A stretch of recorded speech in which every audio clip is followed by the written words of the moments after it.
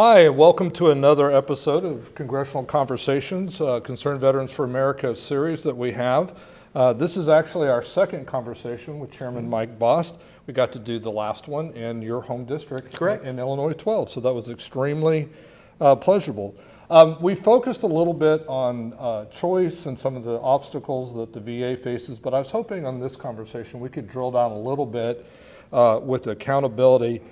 Since we last spoke, there's been two major things that really hit. Of course, the allegations of the sexual misconduct of an undersecretary, and then the usage of unauthorized migrants for care as they come across, community care that's designed for veterans. Do you want to maybe share a little bit what you've uncovered and what you're looking at? Sure. Well, let me tell you first off, I guess that's probably what happens. Look, regardless of who's in the White House, whether they're from my party or they're from the ranking member's party, our job is oversight. That's one of our jobs. And I think that was kind of forgotten when the Democrats had control, and I don't mean that bad, it's just they chose not to do the oversight that was necessary. And because of that, you start seeing these type of things occur. The sexual harassment is an issue that was really very, very serious. We should always take sexual harassment serious, but when it occurs in the department that is in charge of making sure that sexual harassment doesn't occur, that's a problem, right? So what happened is we got some, we had a whistleblower come to us in late September and start to explain to us, and brought some evidence forward, and our team got to looking into it. And then what ended up happening was we started doing our job and due diligence, and we actually sent a letter to the secretary, told him that in the letter of what we were finding were, and that they needed to start doing some check on themselves, so let us know. We waited. And we waited. And finally, the Friday before Veterans Day, not only did the whistleblower come back, but actually the victim came in to our staff and went into great detail. And we, like I said, we had a lot of evidence. So when I say evidence, it was a case where I actually put a filter on it and said, okay, not everybody needs to see the things that were said. Oh, it was that bad. And it was that bad, through text messages. So at any rate, I reached out then. I did not want to do it on Veterans Day. So instead, I waited until the day after Veterans Day. Then I called the secretary. He did not get back with me then. He normally does. He got back with me the day after, or 2 days later. And I told him when he called, I said, I sent you this letter, and I'm going to assume you didn't get the letter. Because if you got the letter, I'm pretty sure you would have gotten back with me. And he didn't say one way or another. I explained to him what was going on, and I actually said, but I'm letting you know we're going to the press today. It's got to be done. So with it, by the time that evening was out, the person that was head of all of this, she had resigned. And then the others were either relocated or in time they themselves resigned. We then, though, we wanted more information, so we requested more information. And because of the fact that the VA felt that they were going to do the investigation on their own, they said, no, we'll not necessarily get the information to you. And I said, no, you're going to get the information to us. You will get the information to us. They were saying, no, we'll get it to you when we're done with our investigation. And the argument went back and forth, and finally I had to go through something that we haven't had to do since 2016, and that was subpoena. They have not complied with the subpoena yet, even though the date has passed of that subpoena, of when the date was due. Because here's the thing. They actually did do their investigation, but also the whistleblower protection group that's in place did the oversight and confirmed everything it is that we had already discovered. They also recommended discipline and the like. That being said, that takes care of this case. We wanted to know, and what we still want to know, and why we were still waiting on those things we've subpoenaed, Our job is for oversight above that. Who knew what? When? Why was it that the letter from us set 45 days and no response? Did the secretary get information from the people involved, or were they trying to cover this up in hopes it would go away, or they would try to fix it? We have some, in one of the paragraphs of the whistleblower report that was sent back to us, that upper echelon person was, there's a paragraph in there where she was trying to make a decision on what to do. Well, in a case of this severe sexual harassment, you shouldn't be figuring out what to do. You should be letting people go.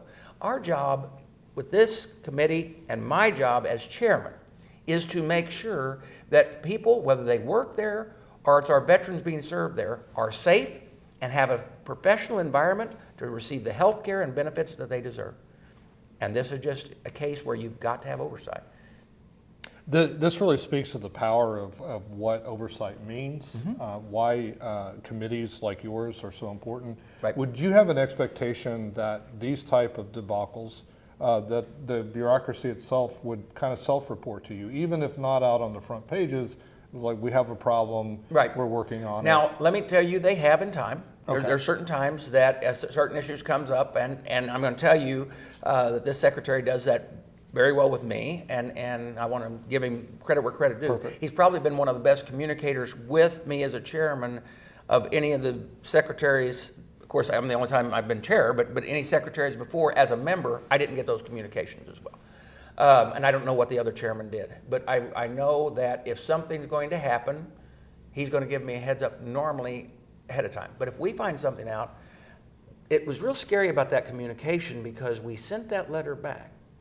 I don't expect every letter to be dropped into his hands, nor should anybody else. I mean, yes, you're addressing the secretary, but it's the second largest bureaucracy in the world. So you're going to see where, that occasionally he's not going to have the answer. He's going to have to give it to a staffer anyway. In this case, this should have went directly into his hands because the buck stops with him. Yep. And now let me tell you that I agree that they have corrected the problem to this point, but we don't know how deep this goes. Remember, and one of our members when we were doing the subpoena actually mentioned the fact, because he is a Navy guy, he was around when Tailhook started. Yes, I remember And that is exactly how Tailhook started. Yep. A whistleblower came to Congress, and what they discovered is there was a pattern that went all through the Navy and the Marine Corps of this type activity. Systematic. And this just accepting it. I hope that that's not the case. But if all of what they're going to do is give us the information that we already had, then we're not doing our due diligence to make sure that this is not something that's spread through the system. I know one of the things that really impacts veterans, their family members, is knowing that your committee is willing to use subpoena power. Yep. Feels like, veterans oftentimes feel like, folks don't have our backs. This communicates that loud Yep. and clear. And I just want to thank you for that. I know that's a hard call. It is a hard call, but if the agency, and that's a problem, that's why we have oversight. Right. The agency should communicate without us having to go to subpoena. As I said, I've been in Congress 9 years, and this is the second time I've seen it used in the VA. Wow. You don't use it very often. No, that's right. That's a pretty big stick, and Yep. you wouldn't want to use it all the time. If you don't mind, have you found out much more about what happened with the service level agreement between ICE and the VA? Apparently. So let me explain that. First off, let me tell you that I and no one on our committee want to allow any services at all, or the tools that are used to provide the services being shifted away from our veterans to try to handle illegal aliens and the system that's going on at the border. So we first off heard that the VA was paying, okay, that was the first claim. Now that's not true, okay, they're not paying. But there may be other problems that we've got to keep an eye on. That they were paying for and taking money out of the VA and paying medical bills for the illegals that had to be out in the go to private care. Right. And that was basically through the same mechanism in which we pay under our Community Care Act. Correct. Okay, so what we did find out is that the Department of Homeland Security did and does reimburse the VA for the pass-through, but that way they've got it's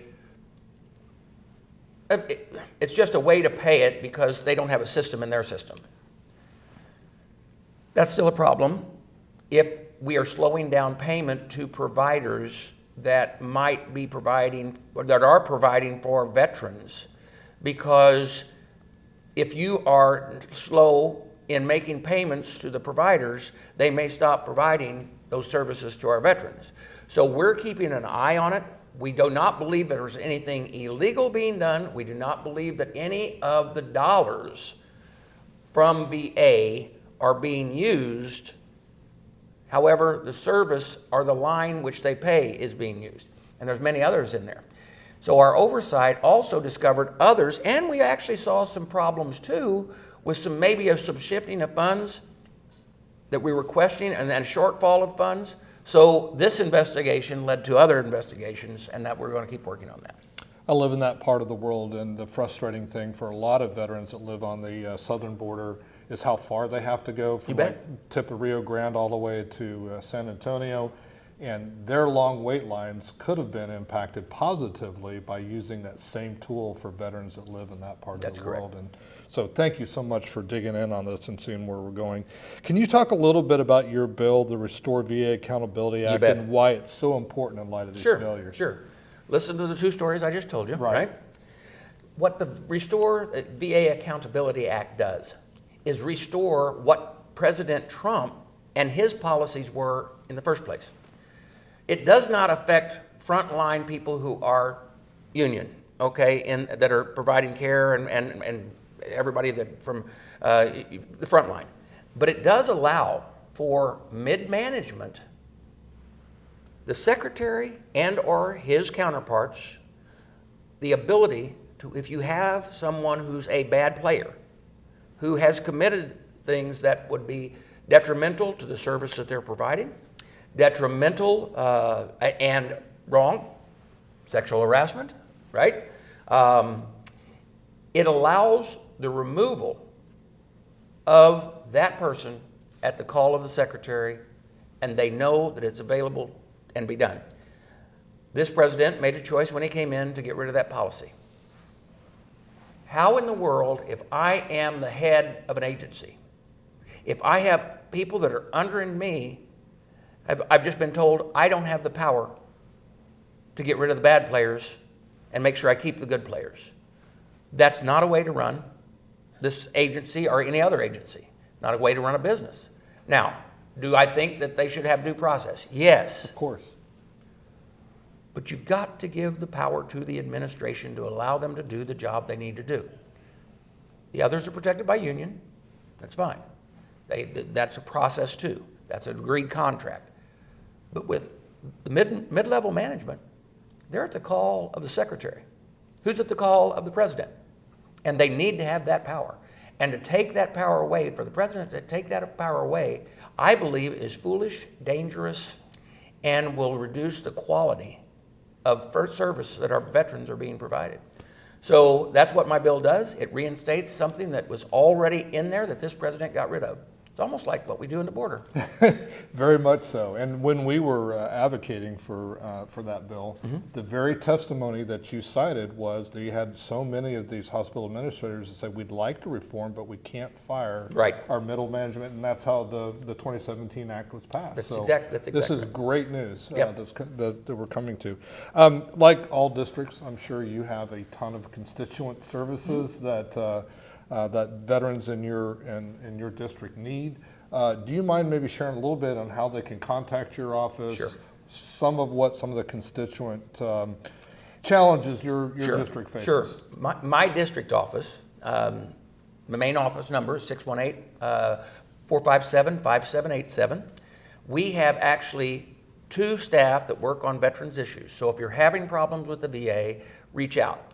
And if that level of problem that you might be having reaches above that, an individual case, you see something happen at the VA, something concerned like that, go ahead and reach out. They'll reach out to our DC staff that's here at the full committee, and we'll be able to handle it there too. And if your listeners live outside of my district, make sure that you do the same thing with your own member of Congress. Every day, we are able to help other members of Congress, regardless of party, because it's about our veterans.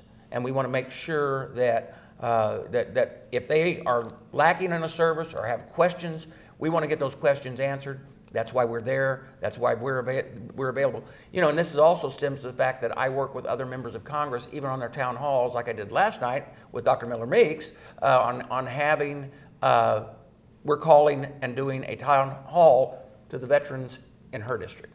And so then I join her to trying to explain at this level what's going on with our VA.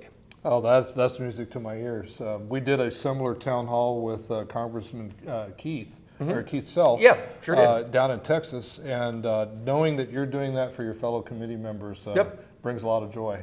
Yep. So, well, thank you so Thank you. much. I want to thank you all for joining us again for the next episode of Congressional Conversations. Concerned Veterans for America appreciates the chairman's time. Chairman Bost, thank you again for another great interview. Appreciate it. Thank you. Thank you.